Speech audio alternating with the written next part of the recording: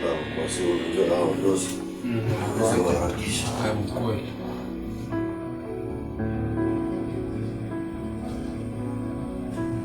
Hello guys,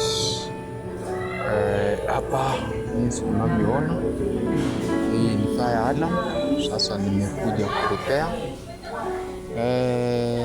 na mnaona kweli iko na shida, inaonyesha shida pale, lakini nitatatua.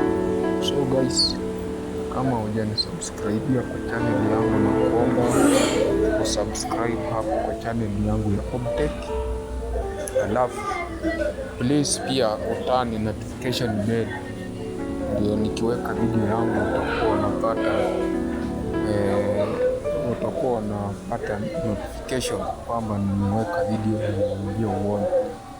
Asanteni sana, ndio hivyo, na tupatane next video ninapo upload. Please remember subscribe kwa channel yangu.